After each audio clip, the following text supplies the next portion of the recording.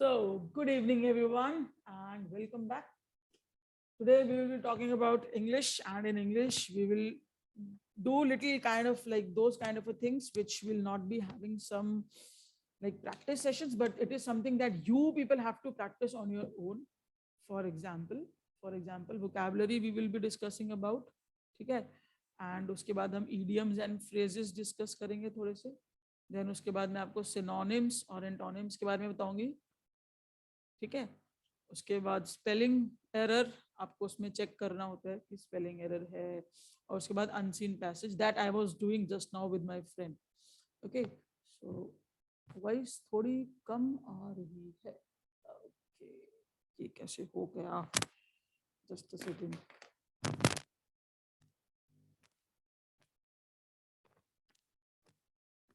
Am I audible now properly? Am I audible now? Okay ना? She's right. अरे बाबा ठीक है, कम आ रही थी, लेकिन am I audible now? ऐसा यहाँ तो वोट हो जाता है. यस, वो राइट है, वो सही है. चलो, yes ma'am. Okay, thank you.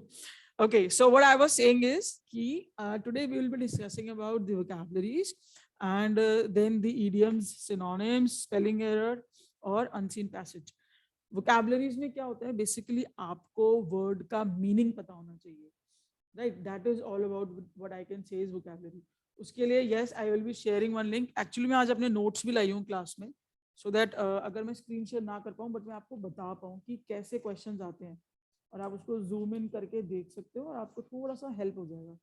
ठीक है, चलो पहले हम बात करते हैं. पहले हम बात करेंगे वोकैबुलरी की, राइट? वोकैबुलरी में बेसिकली क्या होता है? You will be given one word and you have to give the answer that what is that mean about. उसका मतलब क्या है, बेसिकली उस वर्ड का मतलब क्या है. ठीक है, I will share one thing with you people. Today's class will can be little long because मुझे इनमें से टॉपिक्स निकाल निकाल के आपके साथ शेयर करना होगा. So don't get annoyed with it, just for today's class I am saying to you people. ठीक है, सो फॉर एग्जाम्पल आपका, हाँ ये रहा वर्ड.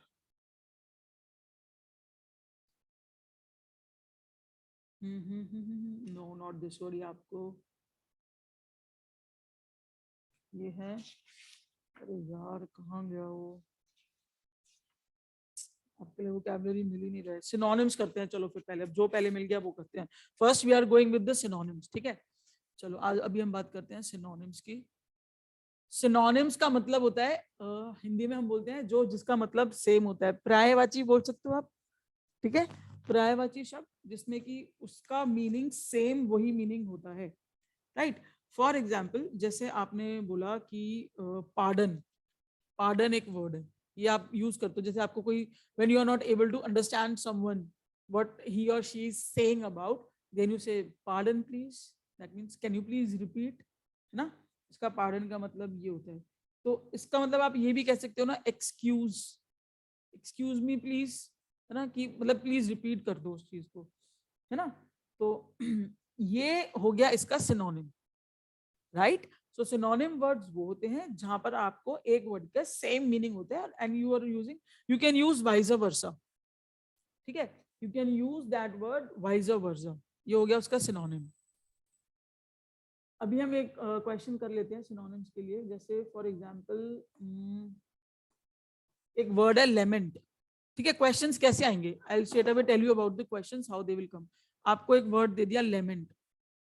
ठीक है, अब इसका लेमेंट का मतलब क्या होता है आपको नहीं पता, but you will be having three options, right? इसका जैसे एक हो गया कंप्लेंट, कंप्लेन करना. ठीक है, एक हो गया कॉन्डोन करना. ठीक है, एक हो गया कमेंट करना. ठीक है, और एक हो गया कंसोल करना. ठीक है, ये आपको ऐसे क्वेश्चन दे दिया गया है कि अब आपको बताना है कि इसमें से इसका करेक्ट आंसर क्या है. ठीक है, बताओ भाई क्या है करेक्ट आंसर? आप कह रहे थे मैम सिनोनिम्स कराओ, जल्दी बताओ इसका करेक्ट आंसर क्या है. Anyone who can tell me? बताओ. Anyone who can tell me what is the correct answer for this particular thing? क्योंकि मुझे भी नहीं पता है. जल्दी बताओ लेमेंट का मतलब क्या होता है? अरे बता दो. You are not able to unmute. Yes you are, अच्छा अच्छा okay, sorry sorry sorry sorry, yes you are able to unmute. अब बताओ what is the meaning of lament? अरे भाई गूगल कर लो, गूगल ही कर लो, कुछ तो करो। कंप्लेंट नहीं होता है लेमेंट का मतलब, जितना मुझे लग रहा फोर्थ है। फोर्थ कंसोल, कंडोन भी नहीं होता है, कमेंट भी नहीं होता है, कंसोल कंसोल करना होता है। ठीक है, तो आपका इसका करेक्ट आंसर हो जाएगा कंसोल। यही होते हैं सिनोनिम्स में। सिनोनिम्स का मतलब ही यही है कि आपको प्रैक्टिस पीडीएफ से करनी पड़ेगी। ठीक है, आपको वर्ड्स दिए होंगे, आपको उनके साथ ये ऑप्शंस दिए होंगे और करेक्ट आंसर दिया होगा, तो आपको वैसे मेहनत करनी पड़ेगी सिनोनिम्स के लिए। Same will go for antonyms. Antonyms होते हैं अपोजिट्स। ठीक है, एंटोनिम्स का मतलब होता है बिल्कुल जो उसके अपोजिट हो जाते हैं। जैसे कि हिंदी में हम बोलते हैं उनको विलोम शब्द। ठीक है, इन हिंदी वी से देम एज विलोम शब्द। फॉर एग्जाम्पल आपका एक क्वेश्चन है फ्रीडम, सॉरी एक आपको क्वेश्चन में आ गया फ्रीडम। फ्रीडम का एंटोनिम क्या है? और आपको 4 ऑप्शंस दे दिए गए हैं, 4 options that you will get. One is yield, ठीक है, second one you are getting is synthesis, then after that you are getting doubled, और उसके बाद आपको एक मिल रहा है स्लेव। ठीक है, सो आपको फ्रीडम का ऑपोजिट बताना है। ऑपोजिट एंटोनिम का एंटोनिम्स का मतलब होता है ऑपोजिट, तो इसका आंसर हो जाएगा स्लेव। जो फ्रीडम लोगों के पास नहीं होती उनको हम बोलते हैं स्लेव्स। ठीक है, सो एंटोनिम्स और सिनोनिम्स में बस यही होता है। Synonyms means similar word, antonyms means opposite words. अब इसमें मैं आपको क्या कराऊं, इसमें तो I guess this is something that you will have to do it on your own. तभी मैं आपको बोल रही थी कि बेटर है कि इसको पीडीएफ से करो। ये था, मैं आपको छोटा छोटा फिर भी जिस्ट बता रही हूँ कि आपको आइडिया रहे कि हाँ ये चीज ऐसे होती है। ठीक है, और रही बात वोकैबुलरी की, आप ऐसा करो एक दिन में मिनिमम 1 वर्ड करो। 10 वर्ड में आपको नहीं बोल रही, I am not saying that you go for 10 words, no. कुछ याद नहीं रहता है, 5th वाले का आंसर 6th में हो जाता है, 7th वाले का आंसर हम 8th याद कर लेते हैं, गलत है, मत करो। कुछ होता भी नहीं है, एक दिन में एक ही वर्ड याद करो, उसकी स्पेलिंग याद करो। ठीक है, एक दिन में सिर्फ एक वर्ड, उसकी स्पेलिंग याद करो और उसका मीनिंग याद करो, दैट्स इट। अब वो आपके लक के ऊपर भी हो सकता है बॉस, ये तो टोटली लक बेस्ड है। जैसे मेरा लक चल गया था उसमें, बाय चांस मेरे स्टूडेंट ने वो वर्ड बताया और वो आ गया पेपर में। ठीक है, this is purely on luck and your extra efforts that you are putting. ठीक है, स्पेलिंग याद करो वर्ड्स की और उनके मीनिंग्स याद करो। यही करोगे उससे आपकी वोकैबुलरी हो जाएगी, उससे आपका सिनोनिम्स एंटोनिम्स हो जाएगा, उससे आपका स्पेलिंग एरर भी हो जाएगा। तो ये चीजें आपकी विद द प्रैक्टिस उससे ही आएगा पीडीएफ से। इसको कुछ कराने का तरीका नहीं है। लाखों करोड़ों वर्ड्स हैं, अगर आप उन सब वर्ड्स को उठा लोगे फिर तो चीजें पॉसिबल ही नहीं रह पाएंगी ना, कि आप उन चीजों को कैसे करोगे, उन चीजों को कैसे कंटिन्यू करोगे। ठीक है, but what I want you people to understand from my part, जो मैं आपको एक चीज कराना चाहती हूँ वो ये है, रीअरेंज द सेंटेंस। एक ये मैं आपको कराना चाहती हूँ जिससे आपको नंबर मिल सकते हैं, क्योंकि I have a very good trick for this. क्या करते हैं वो, what they people do is, किसी के पास like I have my phone, last year का टीजीटी का पेपर पड़ा आप लोगों के पास, जो अभी 2020 में टीजीटी का पेपर हुआ था, do you people have that? अगर आपके पास है एक बार उसको ओपन करो, उसको if possible, if you people are having it please open it. Ma'am क्या लिखा है, आवाज नहीं आ रही, फिर से आवाज नहीं आ रही। Hello, am I audible? Hello, yes yes you are audible ma'am, बाकी से आ रही है पर बीच बीच में थोड़ी स्लो आ जाती है आपकी। बीच बीच में स्लो हो जाती है हाँ एक्चुअली ना, चलो कोई बात नहीं, कोई बात नहीं, let it be, let it be. अब होगा तो केवीएस का मुझे मेरे पास बीच में पता बता नहीं है। देना, आप लोगों के पास एक्सेस है अनम्यूट होने का। अगर बाय चांस ऐसा कुछ ठीक होता है, you people please do let me know so that. Ma'am, KVS का डीटी पर एचबी का नहीं है। क्या कह रहे हो? मैम केवीएस मेरे का पास पेपर है मैम, से इट अगेन, क्या कह रहे हो? मेरा पास डीटी प्लस बी का क्वेश्चन है मैम, प्रीवियस ईयर का। है 2020 वाला है लास्ट, यस मैम। उसमें से एक बार वो निकालना, वो रीअरेंज वाला एक आया था ना कि रीअरेंज करना है। मैं शेयर करूँ मैम? हेलो हेलो, हाँ जी किरण, मैं क्लास में मैंने बोल दिया, आ रही है आवाज? आप प्लीज चेक करो, मेरी आवाज आ रही है ना? ये तो गलत हो जाएगा।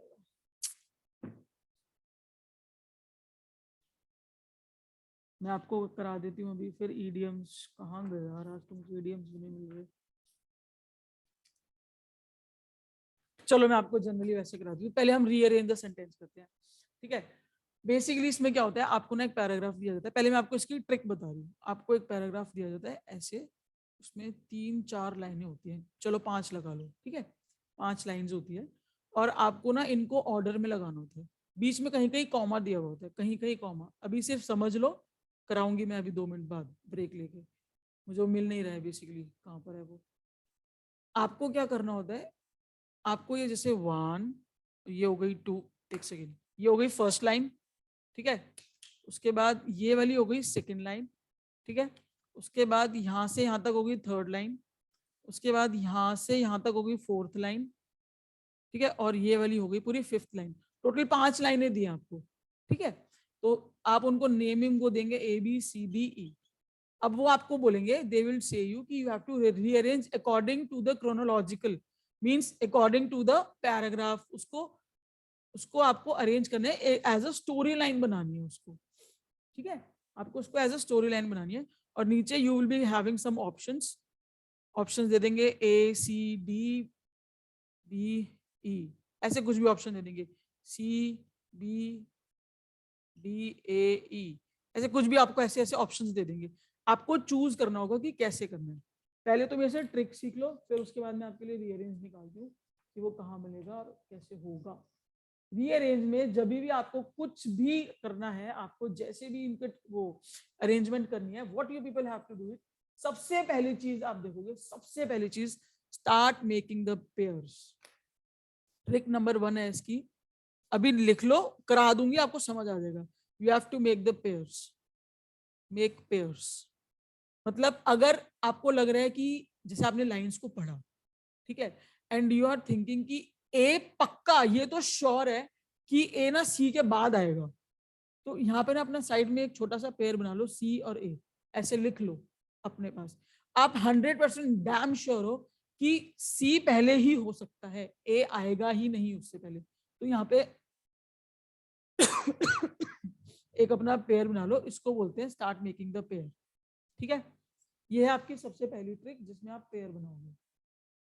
उसके बाद आप क्या करोगे, जब आपने पेयर बना लिया ना, कभी भी मेरी बात लिख के लेना, कभी भी अगर एक सेंटेंस में लिखा है अ बॉय, ठीक है, किसी एक सेंटेंस में, चलो इस वाले सेंटेंस में लिखा था अ बॉय, और इधर कहीं इस सेंटेंस में लिख दिया उन्होंने द बॉय, ऐसे लिख दिया उन्होंने सेंटेंस में, कहीं पे अ बॉय था और कहीं पे द बॉय था। तो आपको क्या करना है, जैसे ही आपने देखा ना एक सेंटेंस में अ बॉय आ रहा है, दूसरे सेंटेंस में द बॉय आ रहा है, तो जैसे ही आपको अ दिखेगा ना, वो वाला पहले लाइन आएगी, द वाली लाइन बाद में आएगी।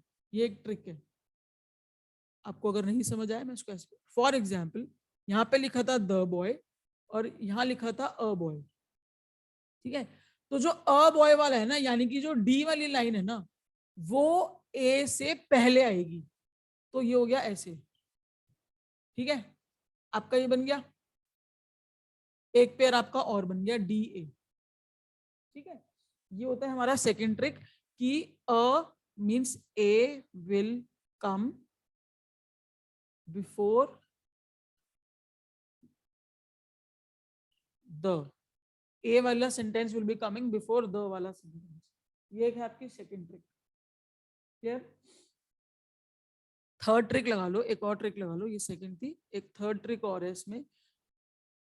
कभी भी इस पैराग्राफ में, जो भी आपको पैराग्राफ दिया हुआ है, उसमें अगर आपको नाउन, आप समझते हो ना नाउन क्या होते हैं, नाउन्स क्या होते हैं, जो भी कोई नेम दे रखा है, कोई नेम प्लेस एनिमल थिंग का नेम दे रखा है।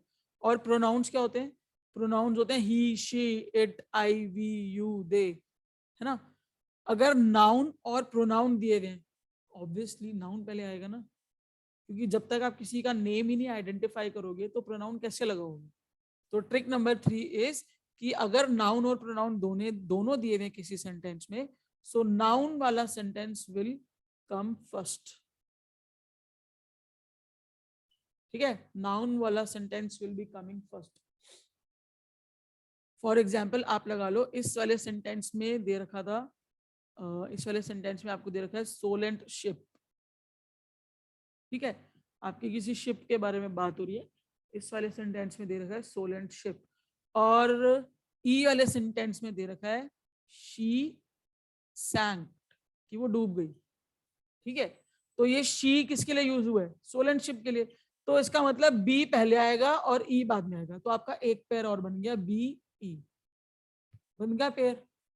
ऐसे काम कर रहे हैं, ट्रिक्स लगानी है। सबसे पहले पेयर बनाने की कोशिश करनी है।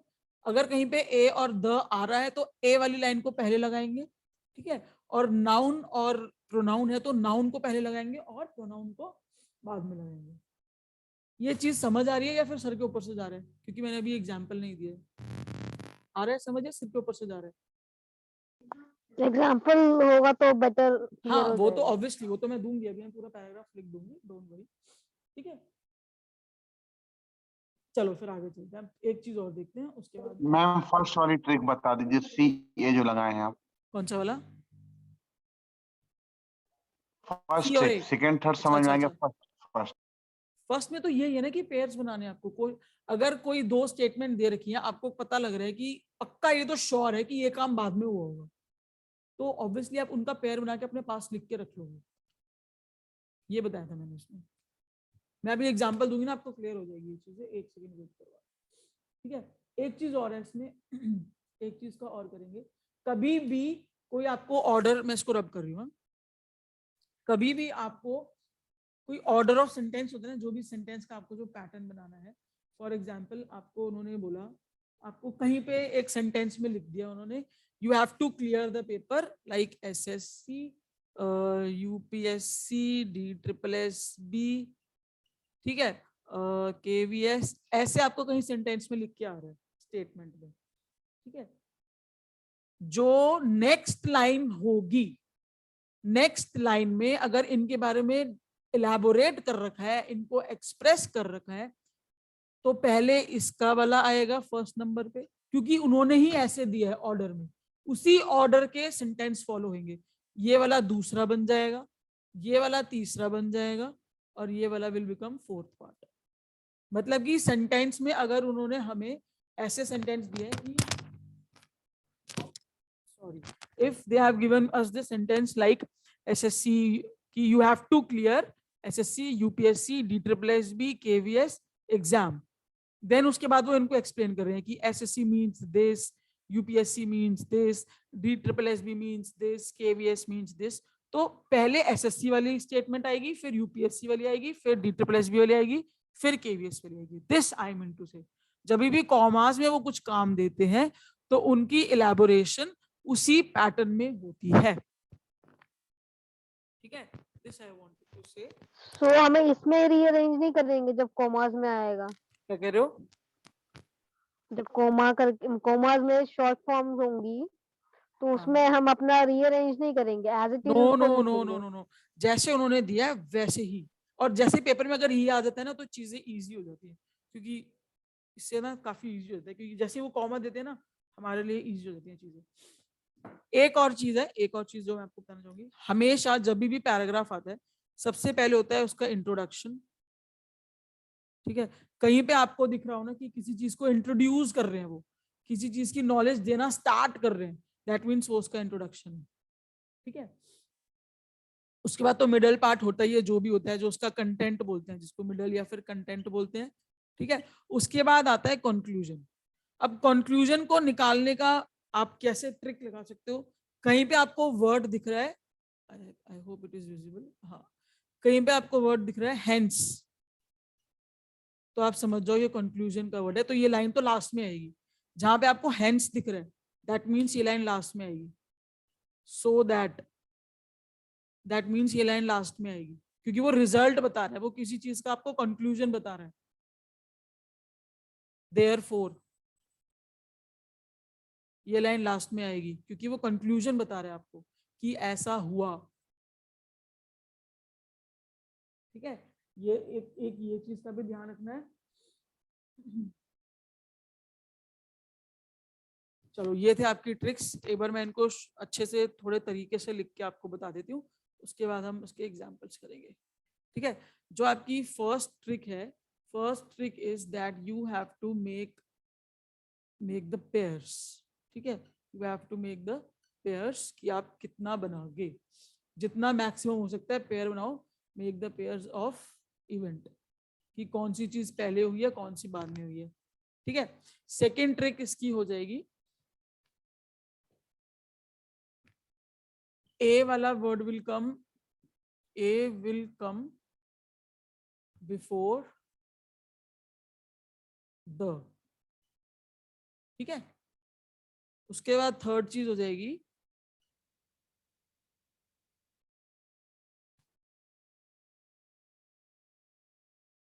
noun will come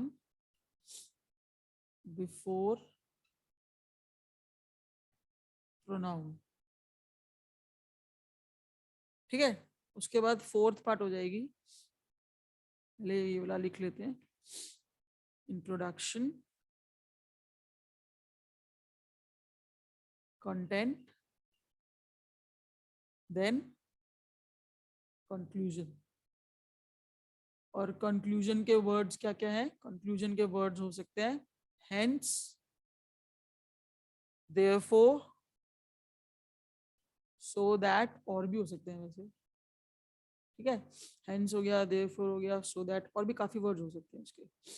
और लास्ट, अगर आपको कॉमा वाली सीरीज दी है, comma series is given, respectively word सुना है आपने, रिस्पेक्टिवली, तो उस चीज को ध्यान में रखना इस वाले पॉइंट के लिए। कॉमा सीरीज में आपको कोई भी काम दिया जाता है, बोलते हैं रिस्पेक्टिवली, दैट मीन्स ये काम लाइन वाइज हुआ है, अकॉर्डिंगली हुआ है। ठीक है, कॉमा सीरीज में क्या होगा, work will be done respectively. ठीक है, ये आपके 5 ट्रिक्स हैं, 5 क्लूज हैं रादर, आप जो रीअरेंज द सेंटेंस वाला क्वेश्चन आता है उसको करने के लिए। इसका स्क्रीनशॉट लेना है, स्क्रीनशॉट ले लो, इसको नोट डाउन करना है, नोट डाउन कर लो। अब हम उठाएंगे एग्जाम्पल। शायद हो सकता है आपको 5 मिनट का वेट करना पड़े क्लास में, क्योंकि I was having a very bad headache today and I was not ready with the time. मुझे पता ही था टाइम हो गया, so you have to wait for 5 minutes, because मुझे आपके लिए एक प्यारा सा एक एग्जाम्पल इसके लिए ढूंढना पड़ेगा। So if you people allow me, I can take my 5 minutes piece. Class को एक्सटेंड कर देंगे, उसका कोई इशू नहीं है मुझे, बट मुझे वो मेरे नोट्स मिले ही नहीं रहे हैं कि कहाँ पे हैं, कहाँ भाग गए मेरे notes. Anyways, so you have to wait a while.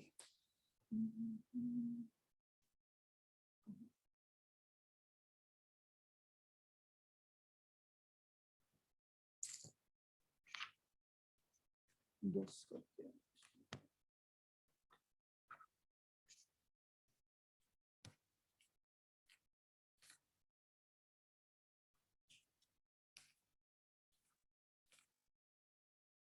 ये हो सकता है शायद।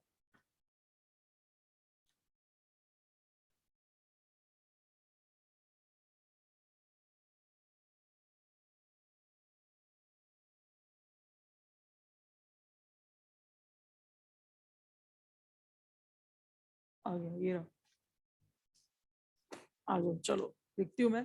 ये हम बेसिक से स्टार्ट कर सकते हैं, ये बहुत सिंपल बेसिक वाला आई एम स्टार्टिंग विद।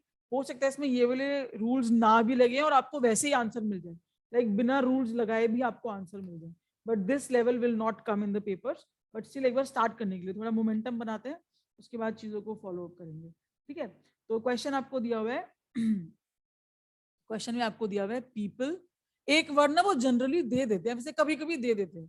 ठीक है, उसके बाद आपको स्टेटमेंट्स दे रखे हैं PQRS।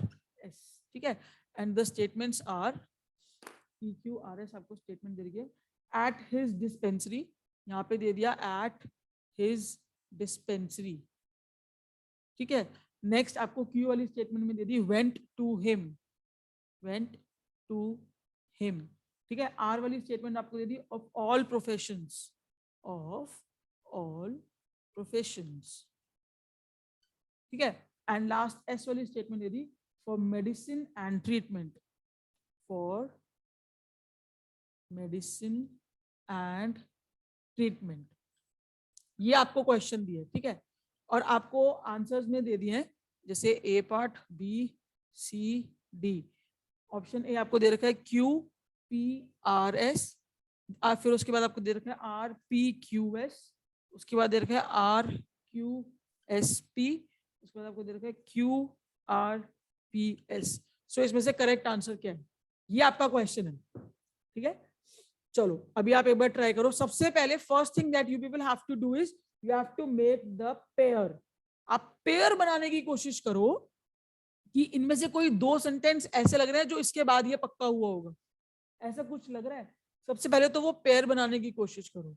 अगर बनता है you all are having that access to unmute, आप कर सकते हो, बीच में आप बोल सकते हो, ठीक है। और यहां से मैं भी कोशिश करती हूँ कोई एक पेयर बन जाए बस मेरा, कि इसके बाद तो ये ही आएगा, ऐसा पेयर बनाने की कोशिश करो।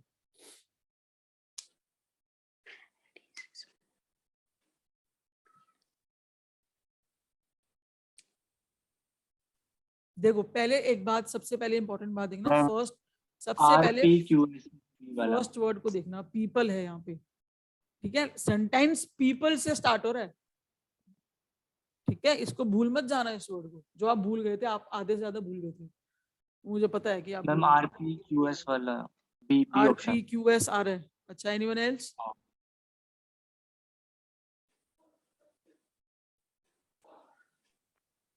Anyone ma'am else? क्यू उसके आर बाद मैं पी बताऊंगा। एस।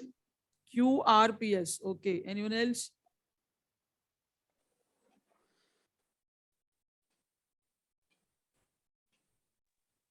फर्स्ट वन ए।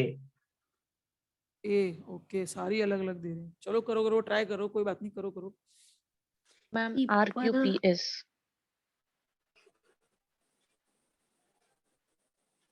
कौन सा बोला आपने? R P Q S? कौन सा बोला आपने? मैम सॉरी, सी R ऑप्शन। RQPS। यहाँ सी वाला मेरा। यार आर क्यू पी एस तो मैंने दिया ही नहीं।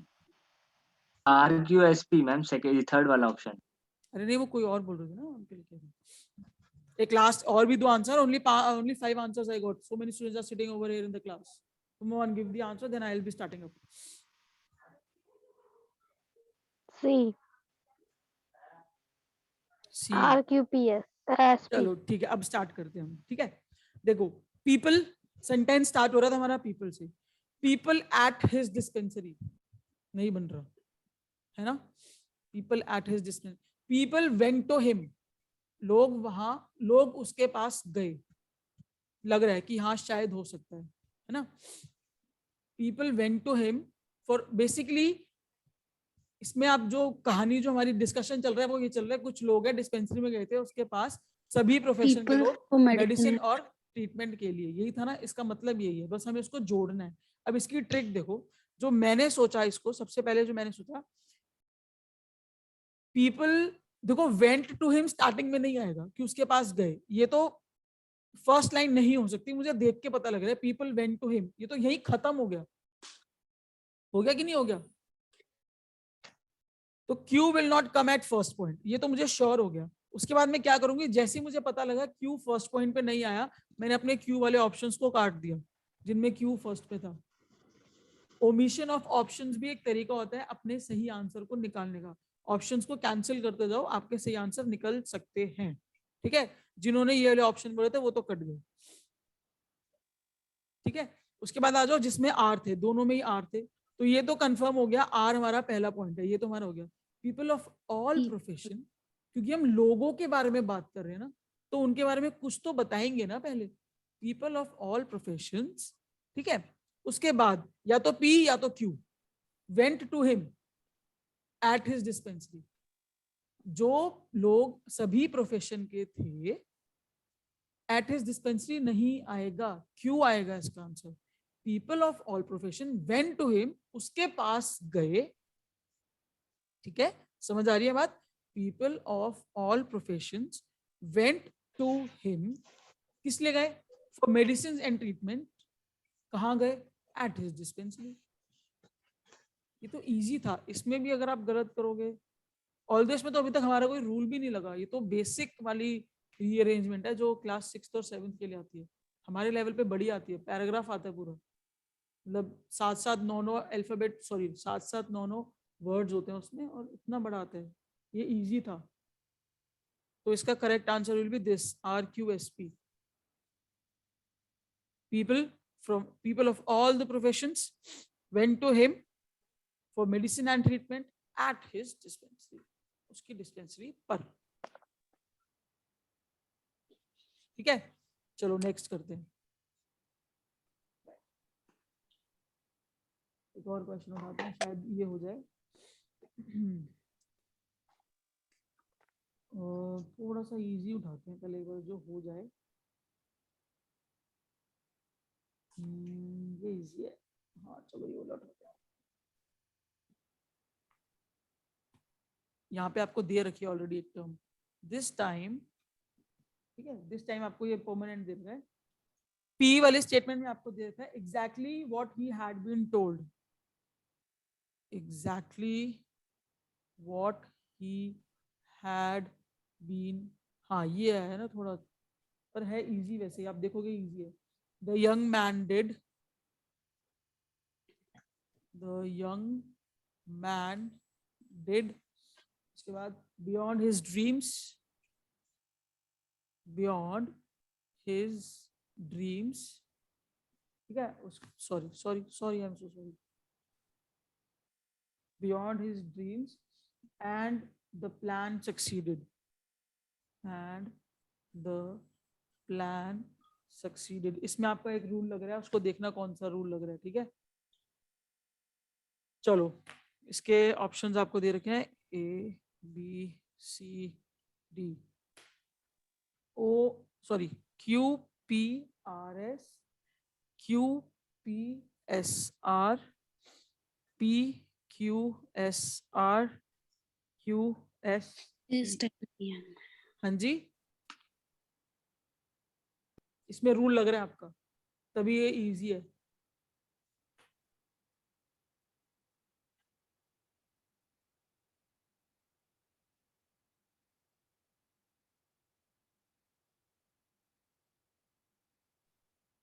भाई साहब 3 सेकंड का आंसर है इसका, मोहन। मैम ए है इसका, QPRS। सिर्फ 3 सेकंड, कैसे ए? बिना देखे बता दिया ए, क्यों? ए एंड द Last का प्लान हमने निकाला। सक्सीडेड। हाँ, all the best।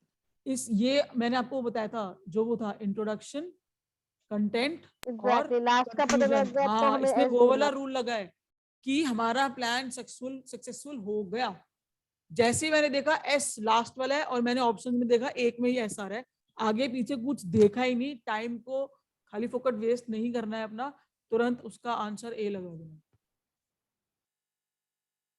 इतना इजी क्वेश्चन था ये वाला, सिर्फ ये चीज देखनी थी। ये लास्ट लाइन ने मुझे बता दिया, एंड द प्लान सक्सीडेड, मेरा प्लान सक्सेसफुल हो गया।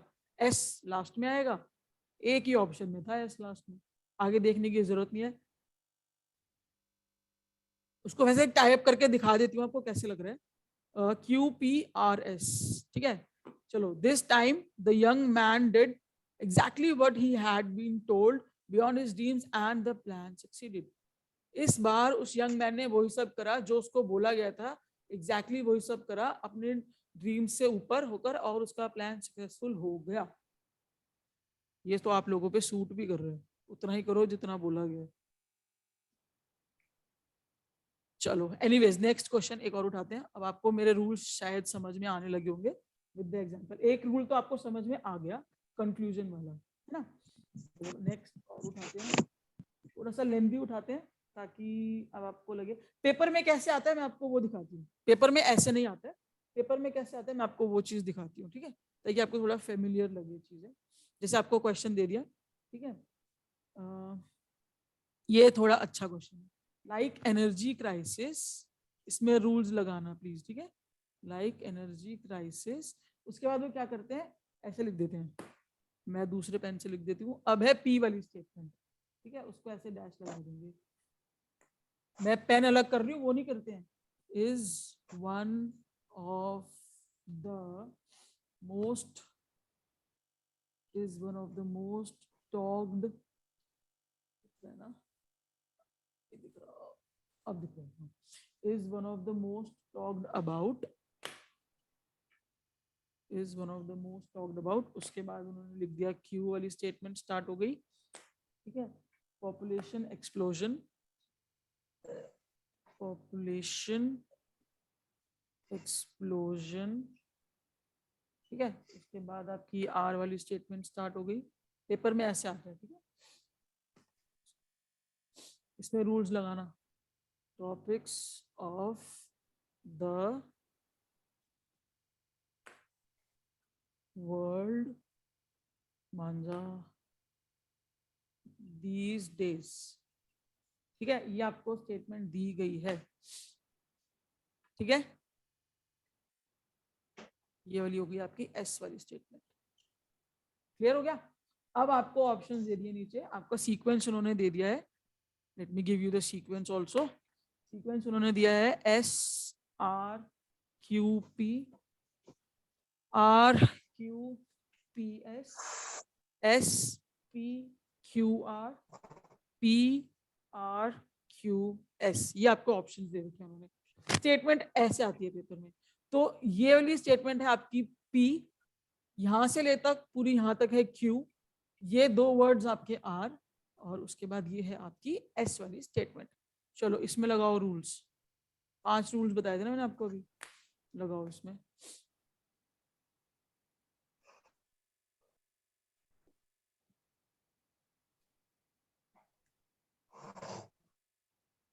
मैम इसका फर्स्ट वाला होगा शायद, SRQP वाला। ओके ठीक है, और D PRQS, D, same D.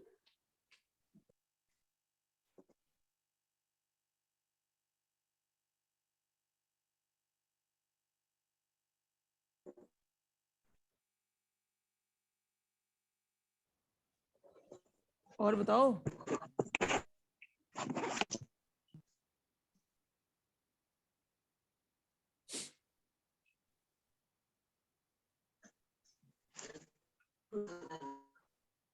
B,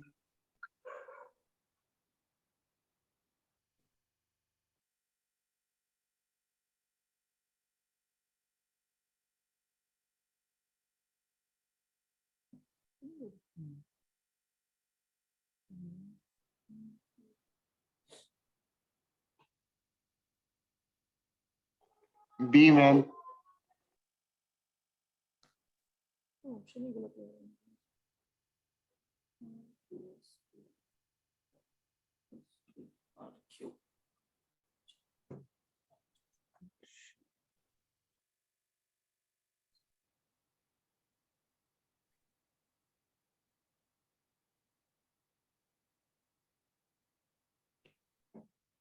Yo, anyone else?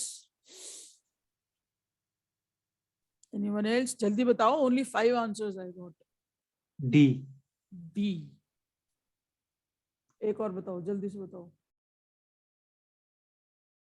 चलो अब इसमें ना वो लगाते हैं, अपने रूल्स लगाते हैं, ठीक है। एक रूल था जो मैंने फर्स्ट रूल बोला था, वो मैंने बोला था मेक पेयर्स, ठीक है। ये वाला रूल लग रहा है यहाँ पे, बहुत आराम से लग रहा है। कैसे लग रहा है देखो, ये देखो, पॉपुलेशन एक्सप्लोजन, ये हमारा आर वाला है ना। Population explosion is one of the most talk about, ये बन रहा है, बहुत आराम से बन रहा है ना। तो मुझे ये पता लग गया कि आर के बाद ही क्यू आएगा, ये मैं श्योर हूं, ठीक है। ये मुझे श्योर हो गया कि आर के बाद ही क्यू आएगा। और देखो ज्यादातर आंसर्स में आर के बाद क्यू दे भी रखा है उन्होंने, तो इसका मतलब हो गया ये तो कट गया, मेरा सी पार्ट तो कट गया। इस चीज के लिए मैं श्योर हूं, population explosion is one of the most talked about, ठीक है। मोस्ट टॉक्ड अबाउट क्या, मोस्ट टॉक्ड अबाउट क्या, टॉपिक ही तो है ना वो। Most talked about like energy crisis तो होगा नहीं, मोस्ट टॉक्ड अबाउट टॉपिक्स। तो मेरे को देखो, मेरी लेवल के हिसाब से मुझे पता लग गया था कि RQS तो बन रहे हैं, और RQS सिर्फ एक ही ऑप्शन में बन रहे हैं। ठीक है, आप ये जो P है ये यहाँ भी आ सकता था और ये P यहाँ भी आ सकता था, ऑप्शन में हमें ये दे नहीं रखा, तो इसका आंसर यही होगा। ऑल दो आंसर ही होगा, पर मैं आपको वो बताती हूँ कि रूल्स कौन कौन से लग रहे हैं। रूल नंबर 1 लगा क्योंकि मैंने पेयर बनाया है इसका। ठीक है, रूल नंबर 2 नहीं लगा इसमें, रूल नंबर 3 भी नहीं लगा, रूल नंबर 4 भी नहीं लगा, हाँ रूल नंबर 1 ही लगा है बेसिकली, इसमें आपने पेयर ही बनाया है। Population explosion is one of the most talked about topics of the world these days, like energy crisis, या फिर like energy crisis ऐसे स्टार्ट उन्होंने करा है, एनर्जी क्राइसिस की तरह, like energy crisis, population explosion is one of the most talked about topics of the world these days। तो ये RQS ने आपको, जो आपका ये वाला पेयर बना था, इसने आपको आंसर दिलवा दिया ये। तो रूल नंबर 1 फॉलोज हियर। ठीक है, ऐसे ऐसे आती है स्टेटमेंट्स, ऐसे प्रॉपर आती है, और आपको ऐसे करना होता है, जैसे मैंने लिखा था वैसे नहीं आती, ऐसे आती है स्टेटमेंट्स। चलो, आई होप आपको ये समझ में आ रहा है।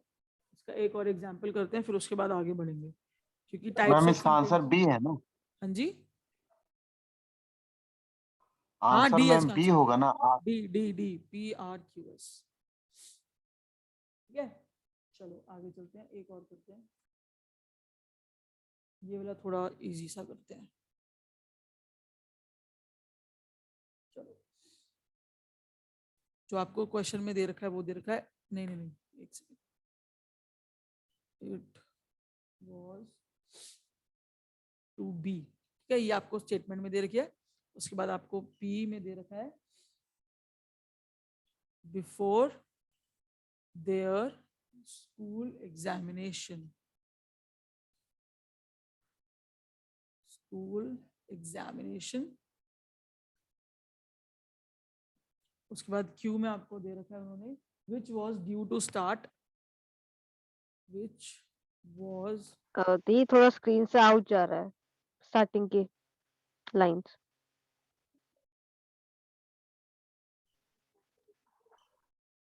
R is given as the last expedition, the last expedition, और S आपको दिया हुआ है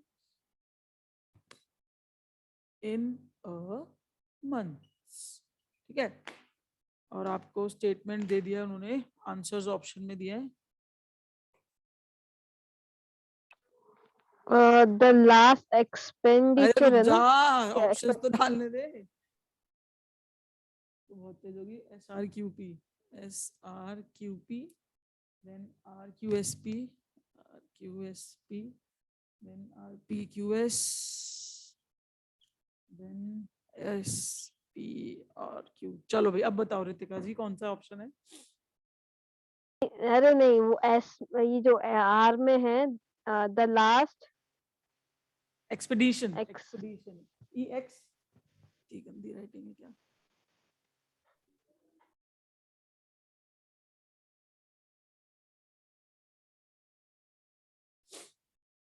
चलो स्टार्ट।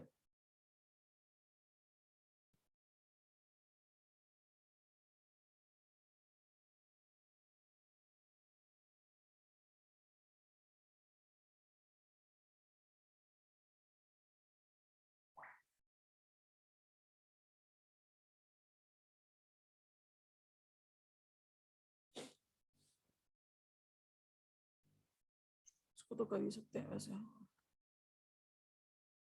मैम C है, RPQS।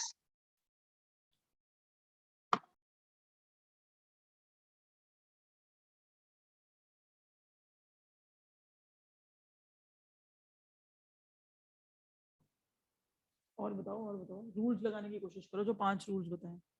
खैर नाउन प्रोनाउन इसमें है नहीं, कॉमा वाला रूल भी नहीं है इसमें। पेयर बनाने की कोशिश करो, बेसिक यही होता है कि कोई एक पेयर बनाने की कोशिश करो कि हाँ ये तो उसके बाद ही है।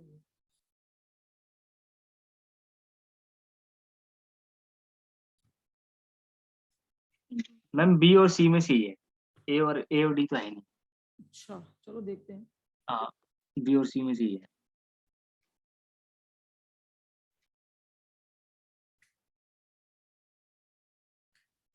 बी। बी फॉर बॉल ना? Yes ma'am. B ma'am. B ma'am. कौन सा पेयर बनाया आपने? कौन सा पेयर बनाया? पेयर कौन सा बनाया? A ma'am. ए।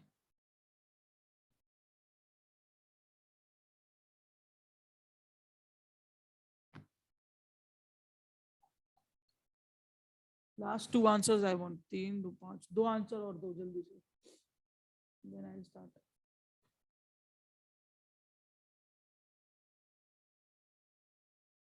इसके 2 आंसर्स और दो।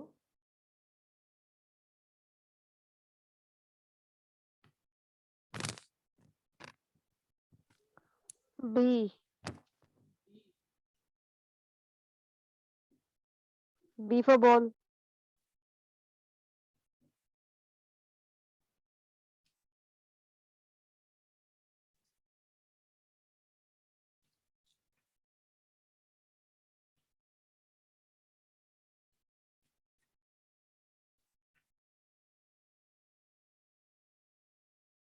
और दो एक आंसर और, I want one more answer.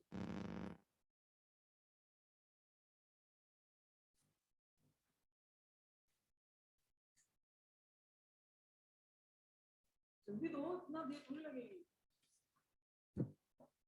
चलो next start. It was to be before their school examination, which was due to start in last expedition number। देखो इसमें आपको देखिए, सबसे पहले जो मुझे समझ में आया, ये समझ में आया मुझे, एस और पी का मुझे रोल समझ में आ रहा है बहुत अच्छे से। इन द लास्ट मैम आपकी वॉइस स्लो आ रही है। Sorry sorry sorry, I remove the mic, sorry. हाँ ठीक है। इट वॉज टू बी, उसके बाद हमें कंटिन्यू करना है। इट वॉज टू बी कि ये होने था, अब आगे हमें चीजें कंटिन्यू करनी है। मुझे जो अभी तक पेयर दिखा वो मुझे दिखा एस और पी का, कि एस के बाद आएगा पी। ये तो मैं शॉर्ट हूँ कि एस के बाद आएगा पी। तो इनमें से कौन कौन से ऑप्शन है जिनमें एस के बाद आ रहा है, जिनमें नहीं आ रहा है एस के बाद पी, वो मैं कट कर दूंगी। एस के बाद पी, एस के बाद पी, एस के बाद पी नहीं आ रहा, एस के बाद पी, तो ये तो कट हो गया। ठीक है, ऑप्शन सी तो कट हो गया मेरा, क्योंकि ये पी पहले आ रहा है और एस बाद में आ रहा है। बाकियों में एस के बाद है पी, ये तो मैं कंफर्म हो रही हूँ ना। ठीक है, एस के बाद है पी, तो हम अभी इनको लेके चलेंगे। ठीक है, उसके बाद जो हमने देखा, किसी चीज, मैंने आपको एक रूल और बताया था पेयर के बाद, इंट्रोडक्शन और कंटेंट और कंक्लूजन, है ना। तो क्या आपको ऐसा नहीं लग रहा कि ये जो वर्ड है द लास्ट एक्सपेडिशन, जो लास्ट एक्सपेल होगा बच्चा, लाइक जो पेपर देने से पहले जो लास्ट बच्चा एक्सपेल होगा, डिबार्ड हो जाएगा बेसिकली, विच वॉज, जो ये बच्चा लास्ट होगा वो बिफोर स्कूल, जैसे एग्जामिनेशन से पहले ही तो होगा ना वो। मतलब मेरा कहने का मतलब है, I am not able to say, I am sorry, मतलब कि जो बच्चा डिबार्ड होगा वो एग्जाम होने से पहले डिबार्ड होगा ना। ये तो नहीं है ना कि एग्जाम आपके सितंबर में है और बच्चे का रोल नंबर वो रोक रहे हैं अक्टूबर में, ऐसा तो नहीं होता ना। आपका एग्जाम अगर सितंबर में है तो बच्चे का रोल नंबर बहुत से बहुत अगस्त में रोकेंगे, है ना। तो जो रोल नंबर रुकेगा वो पहले रुकेगा और एग्जाम बाद में होगा। बेसिकली आप मेरा मतलब समझ रहे हो, एग्जाम बाद में होगा और जो लास्ट एक्सपीडिशन होगा वो पहले होगा। तो इससे मुझे पता लगा कि आर पहले आएगा पक्का, शॉर्ट में कि आर पहले आएगा, क्योंकि आर को इंट्रोड्यूस कर दिया इन्होंने, और उसका कंक्लूजन जो एग्जाम होगा वो बाद में होगा, तो पी बाद में होगा। ये समझ में आ गया। तो मेरे दो पेयर बन गए, एक एसपी और एक आरपी, ये तो मुझे समझ में आया। अब मैं ये देखूंगी कि ऐसा मेरा कौन सा ऑप्शन है जिसमें पी से पहले एस और आर दोनों हैं। देखो इस वाले ऑप्शन में पी से पहले है एस और आर, तो मैं इसको अभी लेके चलूंगी। ठीक है, इसमें भी पी से पहले है एस और आर, इसको भी मैं लेके चलूंगी। इसमें पी से पहले एस है लेकिन आर नहीं है, तो ये मेरा कट गया। एक और ऑप्शन कट गया, 2 रूल्स लगे और 2 ऑप्शंस हमारे कट हो गए, एक इंट्रोडक्शन वाला रूल लगा और एक पेयर वाला रूल लगा, तो हमारे 2 ऑप्शंस कट हो गए। अब हमारे पास बचे 2 ऑप्शंस, ठीक है, SRQP RQSP। अब हम उनको देखेंगे और मैग्नीफाई करेंगे चीजों को। पहले ए वाला लेके चलते हैं, SRQP। It was to be in a months, ये है ना, it was to be in a months the last expenditure which was due to start before their school examination. कुछ नहीं बन रहा, ये इन अ मंथ से कुछ नहीं बन रहा, सब खराब हो गया। It was to be in a months, ये नहीं बन रहा है ना। अब देखो बी वाला देखते हैं, it was to be the last expenditure, ये लास्ट एक्सपेडिशन होना था, ठीक है। इट वॉज टू बी, वो क्या होना था, लास्ट एक्सपेडिशन होता है, ये लाइन बन रही है, it was to be the last expedition, ये है आर, आर आ गया, ये रहा, ठीक है। Which was due to start, जो स्टार्ट होना था in a month before the school examination. समझ आ गया, बन गया हमारा आंसर। तो ऑप्शन बी इज करेक्ट, जिसका ऑप्शन बी जिन्होंने बोला था वो करेक्ट है, बाकी सब गलत है। आपने ये रूल्स नहीं लगाए, इन 2 रूल्स लगाने से ये 2 ऑप्शन तो वैसे ही कट हो गए थे। We were left with these 2, और जब हमारे पास ये 2 ऑप्शंस बचे थे ए एंड बी, उसमें एस से स्टार्टिंग हो ही नहीं सकती, क्यों, इन a months, in a month, कुछ ही महीनों में, it was to be in a month, it was to be, यहाँ पे वर्ब तो आएगा कोई, इट वॉज टू बी कुछ तो होगा, या तो कोई नाउन होता, मंथ्स नाउन नहीं है, मंथ होता ना, अगर मंथ तो सॉरी मंथ होता ना तो आता, ये तो मंथ्स हो गया, मतलब वो किसी के बारे में बता रहे हैं। समझ आया, ये एक्सपेडिशन, ये लास्ट एक्सपेडिशन एक नाउन था, इसलिए ये आगे आ गया। तो हमारा नाउन वाला भी कहीं हद तक रूल लग रहा है, राइट। थोड़ा सा ट्रिकी होता है ये रीअरेंजमेंट, लेकिन अगर आप थोड़ा सा अपना माइंड को ब्रॉडर करोगे ना, तो आपको ये चीजें समझ में आ जाएंगी। Okay, I guess I have given lot of time to the rearrange the sentences. उसके बाद एक इंपॉर्टेंट चीज मुझे आपको करानी थी, इसमें से आपका ईडियम्स और जो फ्रेजेस है उसका भी मैं आपको पीडीएफ ही प्रोवाइड कराऊंगी। स्पेलिंग एरर्स वही है, आपको वोकैबुलरी में याद हो जाएगा, स्पेलिंग एरर्स और मीनिंग्स आपको वोकैबुलरी में याद हो जाएगा, ठीक है। एक चीज मैं आपको ना कॉम्प्रीहेंशन के लिए एक छोटी सी ट्रिक देना चाहती हूँ बस, और दी वो अनसीन पैसे आते हैं, 5 मार्क्स के पक्का आता है वो, 5 मार्क्स के आप कहेंगे अनसीन पैसेजेस, ठीक है। आपको एक पैराग्राफ, 2-3 पैराग्राफ दिए होंगे और उसमें से 5 क्वेश्चंस विल बी आस्क्ड। कभी भी पूरा पैराग्राफ नहीं पढ़ना, ठीक है। जब भी अनसीन पैसेज आएगा, इतना बड़ा पूरा पैराग्राफ नहीं पढ़ना। सबसे पहले क्वेश्चन नंबर 1 पढ़ना है कि क्वेश्चन क्या दे रखा है, उस क्वेश्चन को समझना है, ठीक है। मेरे पास एक अभी I was discussing one paragraph with one of my friends, और उसमें ना एक सोलेंट शिप थी, ठीक है, एक सोलेंट शिप थी, उसकी हिस्ट्री, बायोग्राफी, ज्योग्राफी सब दे दी थी। उसका नाम था मैरी रोज, ठीक है, मैरी रोज नाम की एक शिप थी, उसके बारे में you were given the paragraph. Question number 1 उसका ये था कि मैरी रोज की सर्च डेट लॉन्च कब हुई, सर्च लॉन्च डेट कब हुई, ठीक है, वो डेट बतानी थी। लेकिन पैराग्राफ फर्स्ट में उन्होंने पता है क्या दे रखा था कि हमारा जो सर्च का जो मिशन था वो कब स्टार्ट हुआ, ठीक है।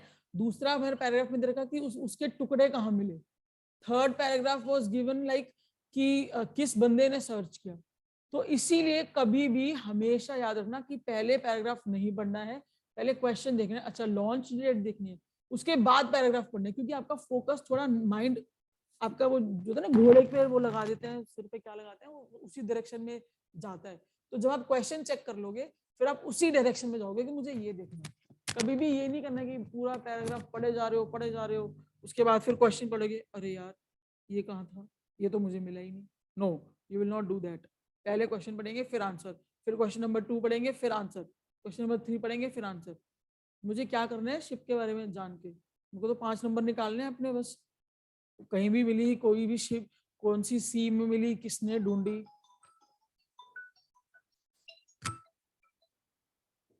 ठीक है। ये एक छोटा सा था जो मुझे आपको अनसीन के बारे में बताना था। एक मुझे ना ये जरूर बताना है आपको इंग्लिश का, टाइप्स ऑफ सेंटेंस। ये बहुत इंपॉर्टेंट है, इसका 1 या 2 क्वेश्चन आ सकता है। ठीक है, टाइप्स ऑफ सेंटेंस, इस पे everyone please be alert. Basically क्या होता है, एक होता है सिंपल सेंटेंस। ठीक है, पहले लिख लो, एक होता है सिंपल सेंटेंस, ये हिंदी में भी होता है, इसको बोलते हैं वाक्य, सरल वाक्य बोलते हैं इसको हिंदी में। ठीक है, सिंपल सेंटेंस। एक होता है कंपाउंड सेंटेंस। ठीक है, एक हो गया आपका कंपाउंड सेंटेंस। फिर आपका एक आता है कॉम्प्लेक्स सेंटेंस। ठीक है, एक आपका आ गया कॉम्प्लेक्स सेंटेंस। एक लास्ट आपका आता है कंपाउंड कॉम्प्लेक्स सेंटेंस। ठीक है, ये 4 टाइप्स के आपके सेंटेंस हैं। Now I am giving you the rules for this कि कौन से क्या होते हैं। जो सिंपल सेंटेंस होता है, whatever is the simple sentence ना, उसमें आपका इंडिपेंडेंट सिर्फ एक सेंटेंस होता है।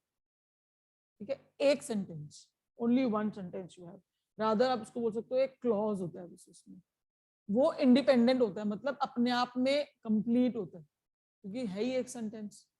इंडिपेंडेंट मतलब अपने आप में कंप्लीट है वो। ठीक है, जैसे माय नेम इज सुरभि, ये एक सेंटेंस है, सिंपल सेंटेंस है, अपने आप में कंप्लीट है, किसी पे डिपेंडेंट नहीं है, तो वो इंडिपेंडेंट हो गया। ठीक है, अब आ जाओ कंपाउंड सेंटेंस में। कंपाउंड सेंटेंस क्या होता है? कंपाउंड, कंपाउंड यानी कि आपने जब 6 या फिर 7th 8th में आपने साइंस पढ़ा होगा, आपने कंपाउंड पढ़ा होगा, जैसे कंपाउंड सब्सटेंस होते हैं, उसमें क्या होता है कि एक से ज्यादा, मतलब मोर देन 1, जिसमें एक से ज्यादा केमिकल या फिर एलिमेंट्स मिले हुए होते हैं, उनको हम बोलते थे कंपाउंड। ठीक है, कंपाउंड इंटरेस्ट भी सोच सकते हो, चक्रवृद्धि ब्याज कुछ बोलते हैं उसको, पता नहीं ऐसे कुछ बोलते हैं। तो उसमें क्या होता है कंपाउंड, मतलब एक से ज्यादा साल का जो आप साल दर साल उस पर ब्याज लगाते हो, दैट इज कंपाउंड। तो सेम वर्ड तो वही है ना। तो इसमें क्या होता है, जब आपके मोर देन 1 सेंटेंस हो, मोर देन 1 सेंटेंस, 1 क्लॉज कह लो उसको। ठीक है, मोर देन 1 क्लॉज हो, और वो भी आपस में इंडिपेंडेंट हो। ठीक है, इंडिपेंडेंट मतलब फॉर एग्जाम्पल, इसका मैंने एग्जाम्पल दिया, माय नेम इज सुरभि। ठीक है, दिस इज दिल्ली, ये आपस में जुड़े हुए थे सेंटेंस, मतलब इसके बाद आगे लिखा हुआ था ये, तो ये अपने आप में अलग सेंटेंस है, ये अपने आप में अलग सेंटेंस है, इसका इससे कोई मेल थोड़ी है। तो this is compound sentence where they both are independent, वो अपने आप में कंप्लीट है। ठीक है, वो अपने आप में कंप्लीट है, उन्हें किसी की जरूरत नहीं है। माय नेम इज सुरभि को दिस इज दिल्ली की जरूरत नहीं है। समझ आ रहा है? से यस और नो, ये वाला पॉइंट समझ आया?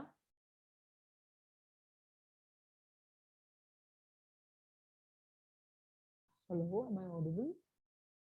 हेलो, मैम एक बार और समझा दीजिए। हाँ ठीक है। You are audible. Compound sentence वो सेंटेंस होते हैं वेरिन आपके more than 1 clause is there और they are independent of each other. For example, अगर मैं इसका एग्जाम्पल लूं, दिस इज व्हाइट बोर्ड। ठीक है, देयर इज माय लैपटॉप। अब मुझे एक बात बताओ, क्या this is white board there is my laptop से कनेक्टेड है? ऐसा लग रहा है कि इसकी No, वजह ma'am. से ये है, ऐसा लग रहा है आपको? नहीं। नहीं लग रहा No, ना। ma'am. तो ये अपने आप में सक्षम है और ये अपने आप में सक्षम है। बेसिकली ये अपने आप में केपेबल है, कंप्लीट सेंटेंस है, और ये अपने आप में केपेबल है। It is a complete different sentence, it is a different sentence. ठीक है, उसको हम बोलते हैं कंपाउंड सेंटेंस, जो अपने आप में इंडिपेंडेंट होते हैं। एक एग्जांपल ले लो, अब आपको क्लियर हो जाएगा। The Solent ship was sank, आगे से कंटिन्यू करती हूँ। Alexander was archaeologist. अब मुझे एक बात बताओ, ये दोनों सेंटेंस आपस में कनेक्टेड हैं? The Solent ship was sank, Alexander was archaeologist. Yes or no? कितनी देर? Be spontaneous. No, no. Yes, correct. You are correct. नहीं है, क्योंकि सोलम शिप डूब गई और No, ma'am. अलेक्जेंडर अपने आप में एक आर्कियोलॉजिस्ट है. क्या कनेक्शन है इनका? कुछ भी कनेक्शन नहीं. ठीक है. सो ये हमारे हैं compound sentences. But when we will be coming to complex, complex से तुरंत याद रखना खिचड़ी. खिचड़ी खाते हो ना, दाल भी उसमें डलती है, उसमें चावल भी डलते हैं, उसमें मसाले भी डलते हैं, नमक हल्दी सब डलता है, तो एक मिक्सचर बन जाता है ना. तो कॉम्प्लेक्स का ये होता है कि इसमें भी मोर देन वन होता है. मोर देन वन ही है, ठीक है, सेम है, मोर देन वन क्लॉज, लेकिन वो डिपेंडेंट होते हैं. ठीक है, दे बोथ आर डिपेंडेंट. एक हो सकता है अपने आप में इंडिपेंडेंट हो, पर दूसरा उस पर डिपेंडेंट होगा ही होगा. ठीक है, इसका एग्जांपल लेते हैं. अभी मैंने सोलेंट शिप का एग्जांपल दिया ना. चलो, द सोलेंट शिप वाज सैंक. उसके बाद मैंने उसको बोला Alexander was appointed as a diver to search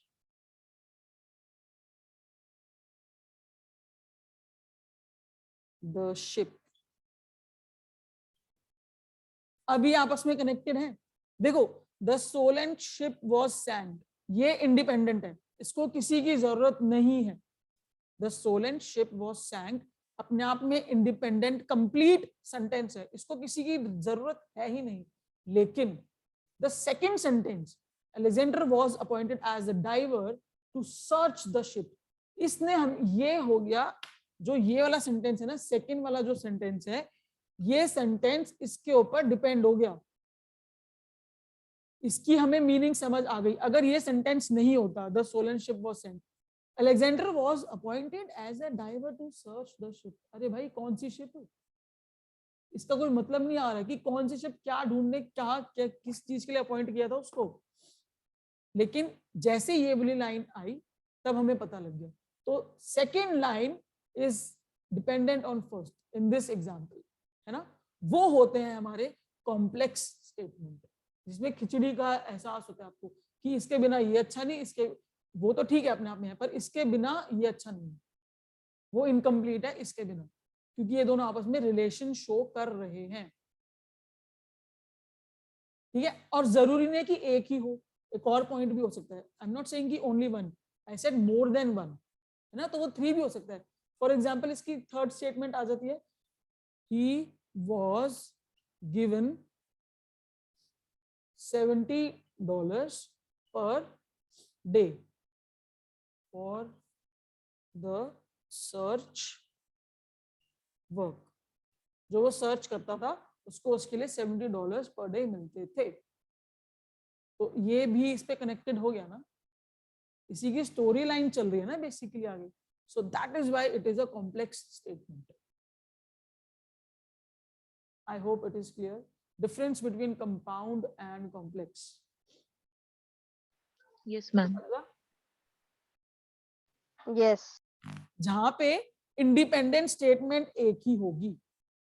ठीक है, देखो यहाँ पे क्या था, यहाँ पे जितने भी स्टेटमेंट्स हैं कंपाउंड में, अगर मान लो 4 है यहाँ पे, जैसे इधर मैं बता दूं आपको टोटल 4 स्टेटमेंट्स दी हुई. ठीक है, अगर वो कंपाउंड है, अगर वो कंपाउंड है तो ऑल 4 आर इंडिपेंडेंट. यही था ना, 4 स्टेटमेंट्स. ठीक है, लेकिन अगर यहाँ पे आपको 4 स्टेटमेंट्स दी गई हैं, अगर वो कॉम्प्लेक्स है तो इंडिपेंडेंट एक ही स्टेटमेंट होगी. One statement will be independent, सिर्फ एक स्टेटमेंट इंडिपेंडेंट होंगी। कितनी है? 4। तो बाकी 3 विल बी डिपेंडेंट। ये इंपॉर्टेंट है, ये याद रखना। ऐसा भी यहां भी फंस सकते हो वरना अदरवाइज। कॉम्प्लेक्स में एक ही इंडिपेंडेंट स्टेटमेंट होती है और कंपाउंड में तो इंडिपेंडेंट जो है वो होती नहीं, सारी ही डिपेंडेंट होती नहीं, सारी इंडिपेंडेंट होती है। समझ आ गया? चलो आगे चलते हैं। लास्ट है आपका कंपाउंड कॉम्प्लेक्स स्टेटमेंट। अब इन दोनों को मिक्स कर दो। बेसिकली इसका क्या मतलब हुआ? इसका मतलब हुआ, देखो कंपाउंड में क्या था कि हमारे पास सारी इंडिपेंडेंट थी, डिपेंडेंट थी नहीं, है ना, यही था ना। इसमें हो गया कि हमारे पास इंडिपेंडेंट भी है, ठीक है, प्लस डिपेंडेंट भी है, लेकिन जो इंडिपेंडेंट है वो मोर देन 1 हो सकती है, मोर देन 1 हो सकती है वो, ठीक है, और डिपेंडेंट भी मोर देन 1 हो सकती है।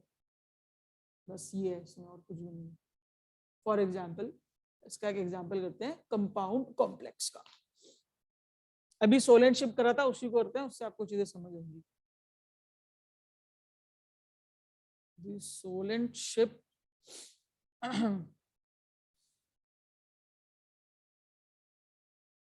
was the biggest ship. उसके बाद the solent ship sank in Solent Sea. Solent Sea. उसके बाद Alexander was given $70 per day for his services to search the wreck of ship. और एक लाइन और दे दी, Alexander found the ship on sea bed. Done. Sorry. Okay चलो देखो, अब इसमें क्या है, कंपाउंड कॉम्प्लेक्स सेंटेंस। इसमें क्या है, एक से ज्यादा इंडिपेंडेंट भी हो सकते हैं और एक से ज्यादा डिपेंडेंट स्टेटमेंट भी हो सकती है। अब हम पहले बात करेंगे इंडिपेंडेंट की। The Solent ship was the biggest ship. ये अपने आप में एक कंप्लीट सेंटेंस है, इसको किसी और सेंटेंस की जरूरत नहीं है, तो ये हमारा बन गया इंडिपेंडेंट सेंटेंस। ठीक है, ये हमारा बन गया इंडिपेंडेंट सेंटेंस। ठीक है, द सोलेंट शिप सैंक इन सोलेंट सी, मतलब भाई एक कोई शिप है सोलेंट शिप, वो सोलेंट सी में बह गई। ठीक है, ये हमारा है इंडिपेंडेंट, इसका आपस में कोई वो लिंक नहीं है। ठीक है, वो बिगेस्ट है, वो अपने आप में बिगेस्ट है, ठीक है, होगी, और सोलेंट शिप पानी में डूब गई, वो भी अपने आप में अलग बात है। ठीक है, ये दो हो गई हमारी इंडिपेंडेंट स्टेटमेंट। अब आगे देखो, Alexander was given $70 per day for his services to search the wreck of ship. Ship के जो बचे कुछ पार्ट थे उनको ढूंढने के लिए अलेक्जेंडर को $70 पर दिन दिया गया। ये इससे रिलेट हो गई क्योंकि वो डूब गई थी, है ना, तभी तो उसने सर्च इंजन स्टार्ट किया। तो ये हमारी हो गई डिपेंडेंट स्टेटमेंट, क्योंकि ये इससे डिपेंडेंट है, इसके वजह से ये हुआ है, क्योंकि वो डूबी है इसलिए उसको ढूंढा जा रहा है। ठीक है, क्योंकि वो डूब गई इसलिए उसको ढूंढा जा रहा है, राइट। उसके बाद after that next line is Alexander found the ship on sea bed. Alexander को शिप मिली सी बेड पे। ठीक है, सी बेड मतलब होता है जो पानी, जो समुद्र होता है उसके तो लास्ट कहीं ना कहीं तो जाके जमीन या कुछ आता होगा ना, मट्टी कुछ तो आता होगा, उसको बोलते हैं सी बेड। ठीक है, तो देखो पहले डूबी तभी तो उसको ढूंढना शुरू किया, तभी तो फिर वो मिली, तो ये आपस में लिंक्ड हो गए ना। Basically this is also dependent statement. ये था आपका एग्जाम्पल कंपाउंड कॉम्प्लेक्स का, जहां पे एक से ज्यादा इंडिपेंडेंट और एक से ज्यादा डिपेंडेंट स्टेटमेंट्स थी। आई होप आपको टाइप्स ऑफ स्टेटमेंट समझ में आ गया होगा। ठीक है, so this was for the day. English is done. इसमें ट्यूसडे, मंडे एंड लास्ट वाले में, ट्यूसडे। हाँ जी, sorry ma'am to interrupt, but last वाले में यही था ना कि अगर डिपेंडेंट मोर देन वन होंगे और इंडिपेंडेंट मोर देन वन होंगे तो कंपाउंड कॉम्प्लेक्स होगा, हाँ राइट? हाँ हाँ, बिल्कुल बिल्कुल बिल्कुल। ओके, अगर सिंपल एक होगा तो वो सिंपल सेंटेंस रहेगा, बाकी अगर एक से ज्यादा हो गए देखो इंडिपेंडेंट आप में ना तो इसको वो क्लियर करने के लिए अपने नोट्स में जो ये कॉम्प्लेक्स वाला है ना, हम्म, कॉम्प्लेक्स वाला है ना, इसमें लिख लो कि इसमें ना जो इंडिपेंडेंट वाला होता है ना, कॉम्प्लेक्स वाले में लिखना जो इंडिपेंडेंट वाला होता है वो सिर्फ एक ही होता है, वो दो नहीं हो सकते। तब आपको चीजें और क्लियर हो जाएंगी। ऐसे लिखो इसको, मानो मेरी बात, इसको ऐसे लिखो, फिर आपको वो अब दोबारा कैसे बताना। समझ आएंगी चीजें। सिंपल तो वो हो गया जिसमें सेंटेंस ही एक है, ठीक है।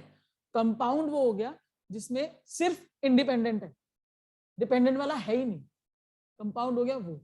चाहे एक हो, चाहे दो हो, चाहे 10 हो, चाहे 50 हो, कोई फर्क नहीं पड़ता, पर वो अपने आप में सक्षम है। कॉम्प्लेक्स वो हो गया जिसमें इंडिपेंडेंट तो एक ही है और डिपेंडेंट कितने भी हो सकते हैं। अब आ जाओ इसका मिक्सचर कंपाउंड कॉम्प्लेक्स, उसमें इंडिपेंडेंट भी ज्यादा हो सकते हैं, 2 या 4 हो सकते हैं, कितने भी हो सकते हैं, और डिपेंडेंट भी ज्यादा हो सकते हैं। इसको लिखने से क्लियर हो जाएंगी चीजें। Done, we are done with the English. What I am trying to do is Tuesday को आपको मॉक टेस्ट मिलेगा, लेकिन ऑल्दो वेडनेसडे से हम हिंदी, हाँ हिंदी ही स्टार्ट करेंगे, क्योंकि आपने अभी इंग्लिश करी है तो आपको हिंदी बहुत जल्दी आ जाएगी उस वजह से। But what I am thinking is, क्योंकि आपका पिछला मॉक टेस्ट भी रहता है और मुझे आपका टेस्ट भी लेना है इंग्लिश का, सो आई एम थिंकिंग कि ट्यूसडे को आपको मॉक टेस्ट मिलेगा, Tuesday you will get the mock test, Wednesday को भी आपको मॉक टेस्ट मिलेगा, थर्सडे को भी आपको मॉक टेस्ट मिलेगा। और जैसे ही आप मेरे कंप्लीटली सारे मॉक टेस्ट से सारे आपके टॉपिक्स क्लियर हो जाएंगे, तो मे बी नेक्स्ट मंडे आपका इंग्लिश का टेस्ट होगा। ठीक है, नेक्स्ट मंडे आपका इंग्लिश का टेस्ट हो सकता है, सो बी प्रिपेयर्ड मंडे और Tuesday. But I am thinking कि चलो ट्यूसडे कर लेते हैं, एक दिन और ले लो, किसी कोई जॉब में होगा, कोई कुछ होगा, next Tuesday, next to next Tuesday आपका इंग्लिश का टेस्ट होगा। क्लियर? आपके पास बहुत टाइम है, आज संडे है, आपके पास 10 दिन का टाइम है इंग्लिश पढ़ने के लिए, और हिंदी तो वैसे भी आपकी मातृभाषा है तो उसमें इतनी दिक्कत नहीं आएगी। ठीक है, नेक्स्ट ट्यूसडे। डेट आप कैलेंडर में एक सेकंड देख लो क्या है, मैं आपको डेट बता देती हूँ।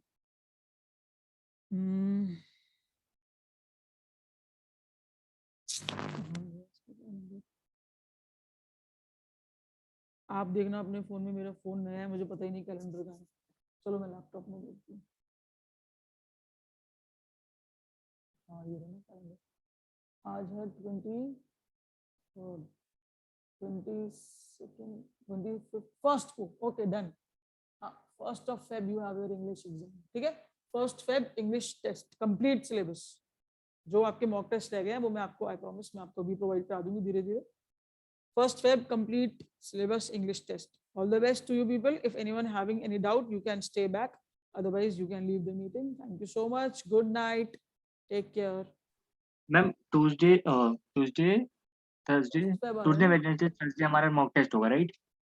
हाँ मतलब मैं अभी ये इन्हीं दिनों में, कल कभी भी आ सकता है, पिछला पेंडिंग रहता है ना, वो तो मेरी साइड से पेंडिंग चल रहा है, राइट। मेरी तबीयत खराब थी, वो मैं अगर कल भी दे दूंगी तो कोई प्रॉब्लम नहीं है। मॉक टेस्ट तो करते रहो, उसमें क्या है, कुछ ठीक है, क्वेश्चन जो होते हैं आधा 1 घंटा तो लगता है मुश्किल से, करते रहो, जो टॉपिक्स हैं उनको करते रहो, और फिर उसके बाद 1st Feb को आपको इंग्लिश का टेस्ट देना है, वो टेस्ट होगा तबीयत से थोड़ा। ठीक है, ओके। रूल्स लगाना, दिमाग लगाना। चलो till that time bye everyone, take care.